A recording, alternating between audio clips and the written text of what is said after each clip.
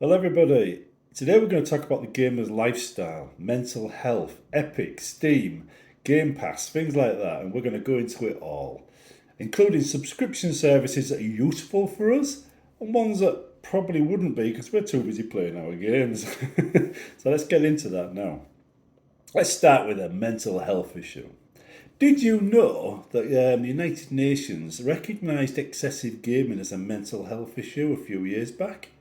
And that if you allow gaming to affect your social interactions, as in you just everything breaks down because you're playing games too much, or you don't pay your bills, or you let your health slide, then that's considered to be a mental health issue. You have a mental health issue.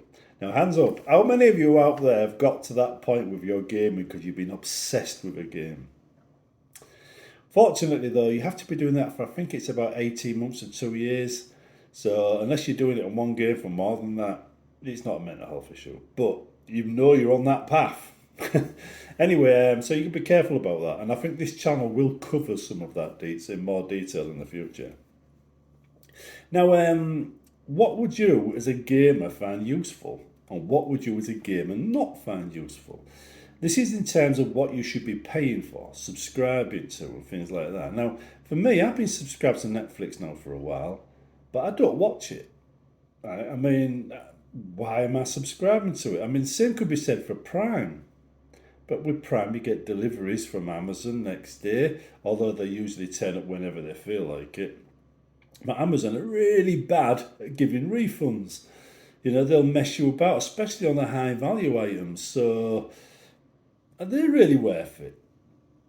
What about Disney and things like that? Like Disney, they've got the new season of Orville coming on today, in fact, right? And I'm thinking, subscribe to that, watch it, unsubscribe, you know? But it'd probably be a week by week thing, so I might wait a month and then subscribe and watch it. So I save myself a bit of money. Gaming, on the other hand, though, I mean, I buy games from Steam, I buy games from Epic, a number of other places. They're all over the place. But I recently signed up for Microsoft's Game Pass, Xbox Game Pass, and that includes an EA Play Pass as well.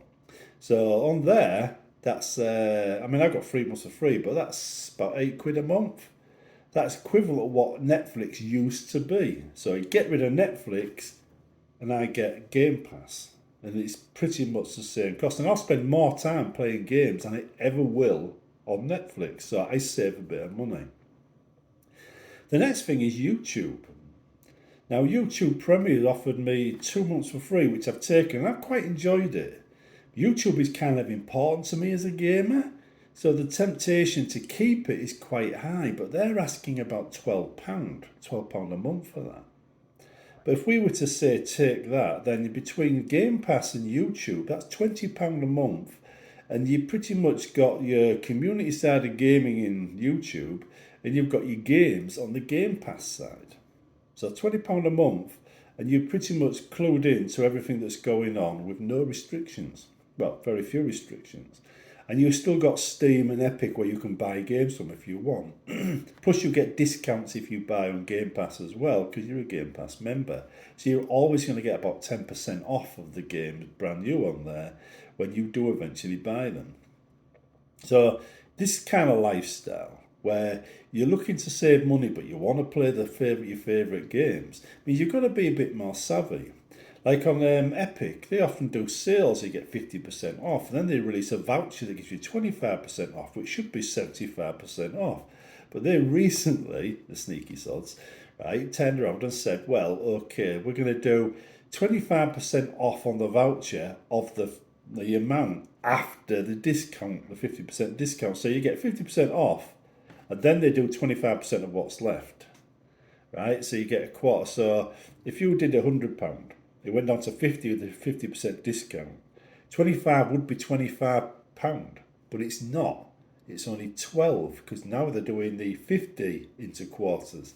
So they kind of like changed it just a little bit, so you end up paying a little bit more than you might expect. Anyway, there's lots of ways of stacking these deals, you know, and getting better games and stuff, or just waiting. But why wait? I mean, as a gamer, we get an awful lot of games coming out, and I said this in a previous video you haven't seen yet because I've yet to upload it. But we get a lot of really bad games. We pay for a lot of really bad games, and they sit there in our libraries, just reminding us of how we're wasting money on them. So these subscription services, they're actually quite useful when it comes to trying games out first, and then deciding if we like it. On the Game Pass front, though, they kind of like do it so you can't buy, well, you can't play the game's DLCs unless you buy the game. Eventually, when the game gets old, the DLCs seem to be, allowed added to the package and you can play them, but they're not initially, at least not from what I can tell. So you're just playing the default game. But in my experience, that is enough to get a feel for whether you like the game. And you also get to try it anyway. You've just got to pay for anything extra. So I would argue that is still a good thing. And from a gamer's perspective, where there's so many things demanding our money, being able to get away with paying, say, £8 a month and then play any game we like on the service, that's going to save us a fortune, because one game these days costs 50 quid. And that's quite a lot of months at £8, And you remember, 50 quid will buy you one game. £8 lets you play dozens. So I would argue that from a gamer's perspective, things are changing, and if your life changes with it, if you get into the habit of thinking, well, I subscribe, I can play all of these, and then you think, well, I'm bored of them games now, I'll unsubscribe from that and I'll resubscribe to this one for a couple of months and play them one for a couple of months. Suddenly you're floating around in the subscription market, going from ESO, that's Elder Scrolls Online subscription services, to Game Pass, to other things like that. And you're sitting pretty. And I would say that is the modern gamer lifestyle these days, is floating about. It's just the same as video lifestyle. People like the movies, they float around between services as well. I would say gaming services are exactly the same now. You float around between the different services, and I actually find it quite exciting. And I think if I was to drop all the things I don't use very much, like Netflix, and I was to buy things that I would use more, like, say, Game Pass, then the subscription services would be better suited to my lifestyle. Plus, you'd be more clued in with what's going on in the areas that I like, which is PC gaming.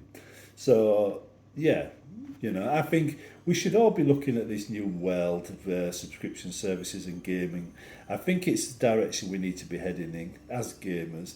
And we also need to be aware of our mental health and not getting too rooted to the spot, shall we say, because whilst it's okay having the can and your drinks and your snacks, it isn't very healthy.